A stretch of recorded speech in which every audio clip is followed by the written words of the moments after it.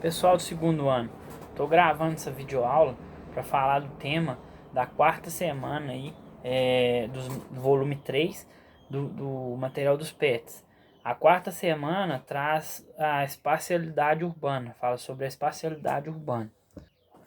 É um tema importante, sim, mas não é um tema que responde cronologicamente à lógica do que a gente vinha vendo, né? Muda. Como já é de praxe desse material dos PETs. Não tem muita lógica de sequência de matéria. E é algo que é importante ter lógica na sequência das matérias que a gente vai vendo, dos temas que a gente vai abordando, né? Em sala de aula a gente sempre procura fazer isso, né? E eles não estão tão preocupados com isso aí, nesses materiais do PET. Mas o tema em si, espacialidade urbana, que nada mais é, né? Nada mais vai abordar do que o processo de urbanização, que é o crescimento da população nas áreas urbanas das cidades. Aí fala um pouco do processo de metropolização, e aí falando do processo de urbanização, desse crescimento dentro das áreas urbanas da cidade, do crescimento populacional das áreas urbanas da cidade, fala consequentemente do êxodo rural, né?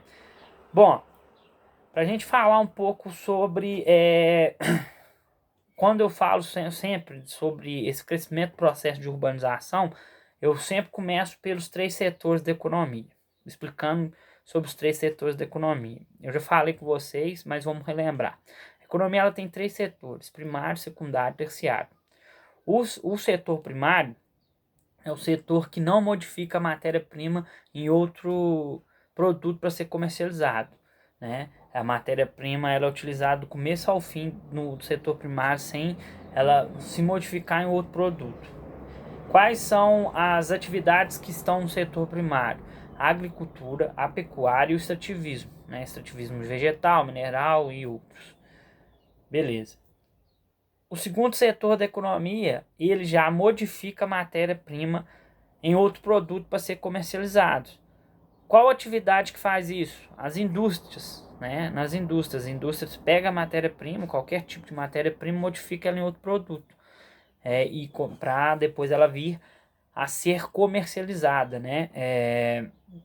Por exemplo, uma indústria de calçado em couro, ela pega o couro em si, né? E modifica aquele couro em calçado para depois ele ser comercializado.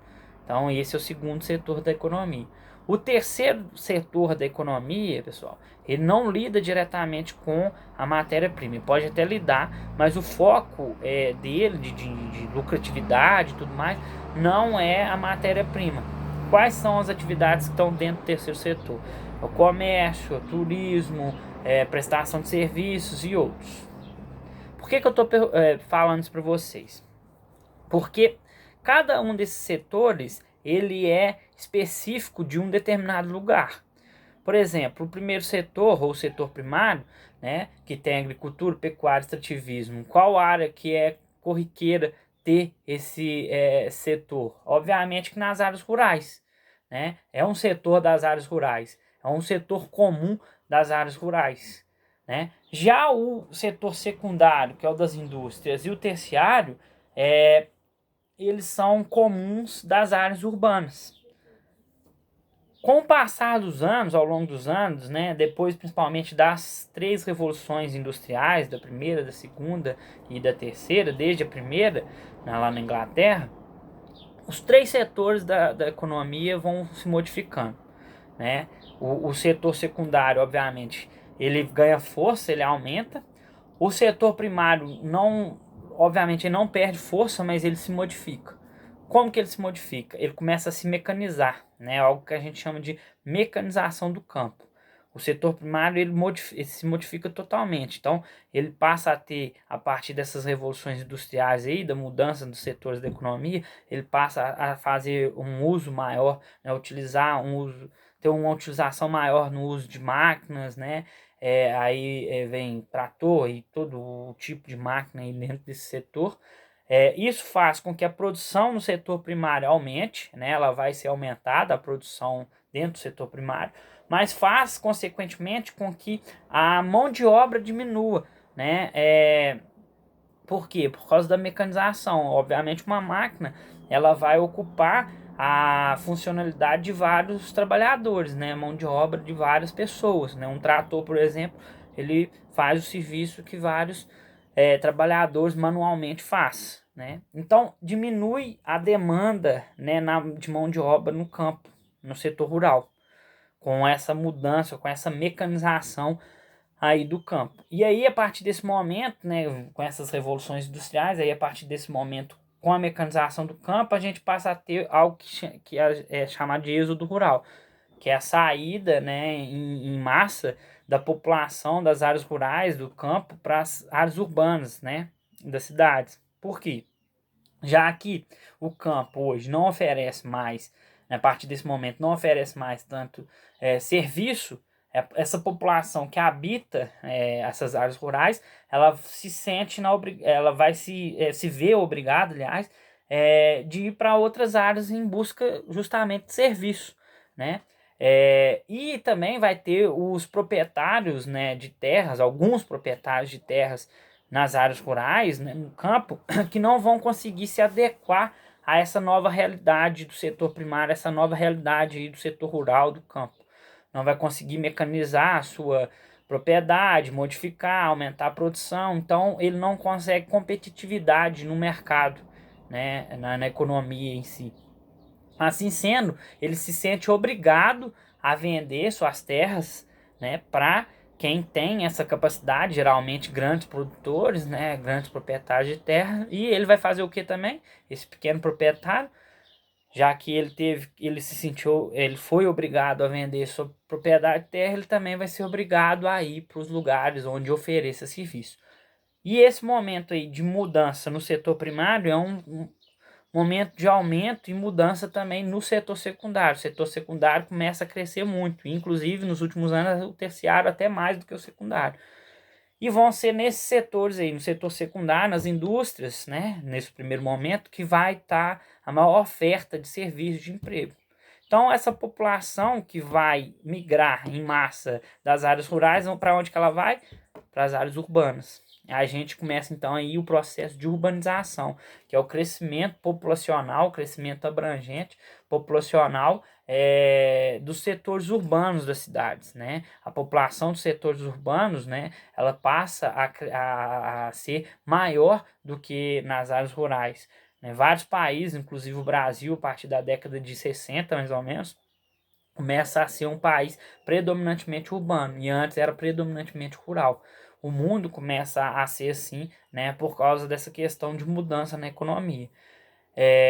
Com isso, a gente tem um aumento drástico na população das cidades, um aumento também dos serviços nas cidades, serviços sociais, né, das infraestruturas urbanas, né, aumento de casas, de ruas, de hospitais e de indústrias, obviamente, e isso faz com que as cidades aumentem, né, vindo a gerar o que a gente chama hoje do fenômeno de metropolização, que é quando uma cidade cresceu a um ponto tão grande que inclusive ela costuma conurbar. O que é conurbar? A área urbana dela costuma interligar com outra cidade, né? Encontrar de outra cidade, processo de conurbação. Às vezes um lado da rua é uma cidade, o outro lado da rua vai ser outra cidade, de tanto que cresceu as áreas urbanas dessas cidades, nessas regiões metropolitanas, isso é muito comum, né? Então a gente tem esse processo também de metropolização, que é muito comum para o mundo afora. No Brasil a gente vai ter várias regiões metropolitanas, né? Uma metrópole ela tem essa característica de ser uma cidade muito grande, com várias infraestruturas urbanas, vários serviços urbanos, com uma população muito grande também, obviamente.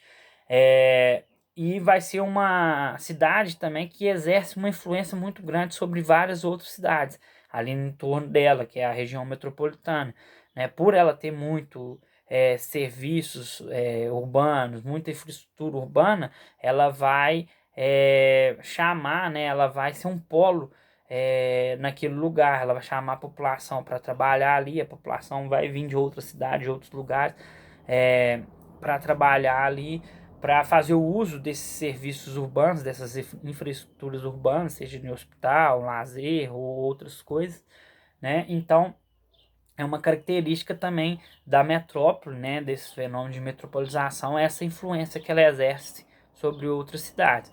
Uma outra característica é a falta de planejamento que existe nesse crescimento urbano, nesse processo de urbanização, e mesmo quando ele existe, ele se perde porque a gente está falando do crescimento, né, da mudança urbana, do aumento da população, do aumento das infraestruturas urbanas, dos serviços urbanos, e quando a gente está falando disso, dessas mudanças, desses aumentos, a gente fala também num planejamento contínuo, ou seja, se uma cidade ela surge com planejamento urbano, a partir do momento que ela se modifica, que ela cresce, aquele planejamento urbano também tem que ser modificado, ele tem que ser adequado às novas realidades daquela cidade, e isso não ocorre, né? Então, muitas das cidades ou não têm, nunca tiveram um tipo de planejamento urbano, ou se tiveram, eles perdeu a partir do momento que ela mudou. Por exemplo, Brasília. Brasília foi planejada, mas ela mudou, ela se modificou, ela teve um aumento